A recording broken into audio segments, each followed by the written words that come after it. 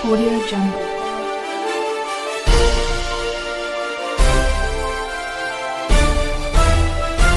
Audio Jungle. नाज़रीन आदाब, आज हमारे साथ मौजूद हैं हाजी रियासत अली, पूर्व दर्जा प्राप्त राज्य मंत्री दिल्ली सरकार, जिनसे आज हम बात करने वाले हैं, रूबरू होने वाले हैं। आइए बात करते हैं उनसे। 2 दिन के बाद ईद आने वाली है, उस पर आप लोगों को क्या पैगाम देंगे मुसलमानों को? सभी बिरादरान इस्लाम और तमाम मुल्क को अस्सलाम वालेकुम। मैं एक अपील करना चाहता हूँ, जो हमारे उलमाए दीन भी कह रहे हैं और हमारे सरकार की भी गाइडलाइंस हैं। जो भी हमारी प्रशासनिक गाइडलाइंस हैं, हमें उनको फॉलो करना चाहिए। मस्जिदों में ईद उल फित्र की नमाज होगी, लेकिन वो 4 या 5 आदमी या 3 आदमी डिस्टेंस के साथ पढ़ें। ये मेरी अपील है। नमाज ये ईद उल फित्र है, उलमाओं का फतवा है। अगर किसी मजबूरी बस नमाज ना पढ़ी जाए तो उसका कोई गुनाह नहीं है, आप चांस की नमाज पढ़ सकते हैं 2 बार। तीसरी बात ये, अगर आप घर में भी जिस तरह से 5 आदमी नमाज पढ़ना चाहें तो ईद की नमाज अदा कर सकते हैं। यही मेरी अपील है कि जान है तो जहान है। अगर आप सलामत रहेंगे, हम सलामत रहेंगे, ईद तो आती रहेंगी, जाती रहेंगी। मेरी तरफ से तमाम मुल्क को, तमाम क्षेत्र के लोगों को ईद उल फित्र की बहुत बहुत मुबारकबाद। मैं उम्मीद करता हूँ कि इस महामारी से अल्लाह ने चाहा तो हम लड़ेंगे और हम इससे निकलेंगे और इससे बचेंगे। लेकिन सबसे पहले शरीयत में भी ये है कि जान है तो जहान है। अपनी जान की हिफाजत करें, फिर तभी दूसरों की हिफाजत कर सकते हैं। इसमें जो भी हमारी प्रशासनिक गाइडलाइंस हैं, मास्क लगाने की हो, डिस्टेंस की हो, और अगर किसी आदमी को इसके लक्षण हैं तो वो आइसोलेट अपने घर में आराम से रहे, ज़्यादा पब्लिक में ना निकले, ज़्यादा लोगों में ना मिले जुले, जिससे हमारे मुल्क की व्यवस्था सही तरीके से बनी रहे। ये कोविड-19 जो चल रहा है, महामारी जो चल रही है, पूरे दुनिया में पेंडेमिक फैला हुआ है और इसमें सबसे ज़्यादा मौतें इस वक्त हिंदुस्तान में हो रही हैं। तो उसके ऊपर आप क्या कहना चाहेंगे सरकार के ऊपर, कि सरकार इसमें विफल हुई है? क्या सरकार जो है सफलता के साथ इसका सामना कर रही है, क्या है? सरकार ने जो भी काम किए हैं उसमें सिस्टम की गलती है। सरकार हो या प्रशासनिक अधिकारी हों या हमारे मुल्क के प्राइम मिनिस्टर हों या हमारे सूबे के मुख्यमंत्री हों, आप ये देखिए, इस बीमारी से आदमी कम मर रहा है, सिस्टम से ज़्यादा मर रहा है। बीमार कोई होता है, हॉस्पिटल जाता है, उसको बेड नहीं मिलता। अगर बेड मिल गया तो उसको वेंटिलेटर नहीं मिलता, वेंटिलेटर मिल गया तो उसको ऑक्सीजन नहीं मिलती। तो सिस्टम हमारा फेल है, सिस्टम बुरी तरह से फेल हो गया है। हमारे कांग्रेस के जो बड़े नेता हैं, राहुल गांधी, जो पहले अध्यक्ष थे कांग्रेस कमेटी के, उन्होंने कहा था, उन्होंने बताया था कि हमारे देश के अंदर ये ऐसी महामारी आएगी, इस तरह से ये है, इसको फॉलो करना चाहिए।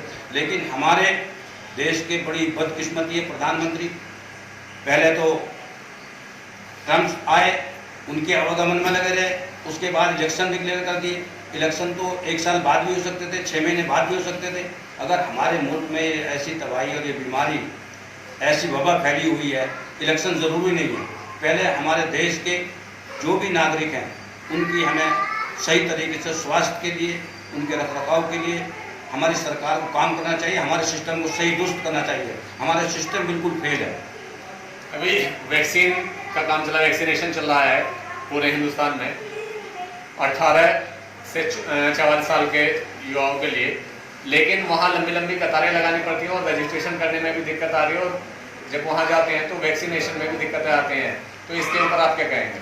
इसके ऊपर मैं ये कहना चाहता हूँ, जो और कंपनियाँ हैं जो वैक्सीनेशन बनाने वाली हैं, उन वैक्सीन बनाने वाली कंपनियों को इजाज़त दी जाए, जो इनका फार्मूला है उनको बताया जाए। क्योंकि हमारे यहाँ ये होता है कि जो कंपनी बना रही है, जो वो दो कंपनी पूरे हिंदुस्तान के लिए नहीं बना सकती और नहीं इतना काम कर सकती, ना इतनी दवाई हमें अवेलेबल करा सकती, तो हमें चाहिए कि जो दूसरी और कंपनी बना रही है उनको फार्मूला दें और उनसे सही तरीके से गाइडलाइंस के अपनी तरीके से उसको बनवाएं और उसको वैक्सीन को लगवाएं। यदि अगर दूसरी कंपनियों को इजाज़त दी जाए इन्हें बनाने की और ट्रायल करने की, तो हम इस महामारी से आसानी से लड़ सकते हैं, ज़्यादा वैक्सीन और ज़्यादा दवाइयाँ हमारे पास उपलब्ध होंगी। देखो, इसका कोई पूर्ण इलाज नहीं है। वैक्सीन भी हमारी जो अणुओं की क्षमता बढ़ाने के लिए, हमारे इम्यूनिटी सिस्टम अंदर से बढ़ाने के लिए है, वही है। एक जो है इंसान के दिमाग में जब एक चीज़ डर फैल जाता है, फतूर फैल जाता है, तो उसमें दहशत जो है वो बहुत बुरी है। हमारे देश में अभी जो बीमारी चल भी रही है उसमें 97% जो है लोग ठीक हो जाते हैं। 2.5% 30% की रेशियो है जो मरने की है।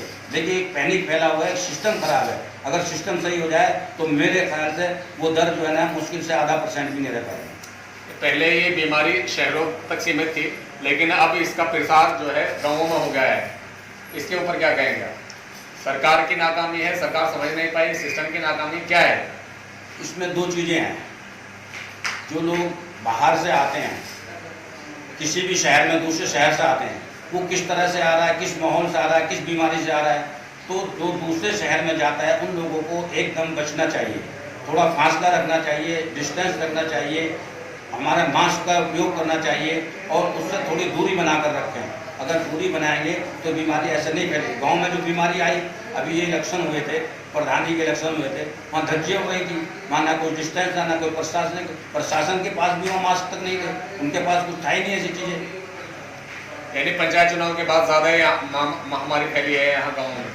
कुछ गाँवों में ऐसा देखने के लिए मिला है, जिस गाँव के निवासी बाहर रहते हैं, बाहर निवास करते हैं, वो लोग गाँव में वोट डालने के लिए आए, वो कहीं उस बीमारी में थोड़ा बहुत थे, आइसोलेट थे, या उनको बुखार था, पेट था, वो जो एक दूसरे से मिले उसमें भी इस तरह से कुछ फर्क पड़ा है। शुक्रिया जनाब चौधरी। ये थे चौधरी रियासत साहब, पूर्व दर्जा प्राप्त राज्य मंत्री दिल्ली सरकार, जो कांग्रेस सरकार थी उसमें आप राज्य मंत्री थे, जो अभी हमें कोरोना और ईद के ताल्लुक से बता रहे थे।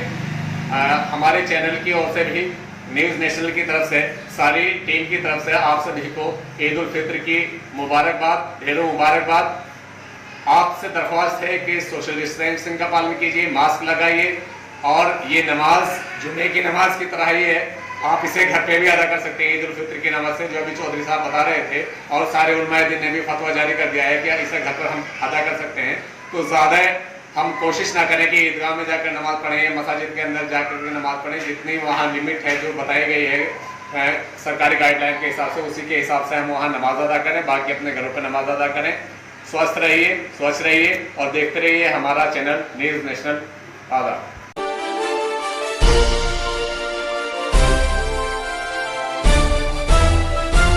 Audio Jungle.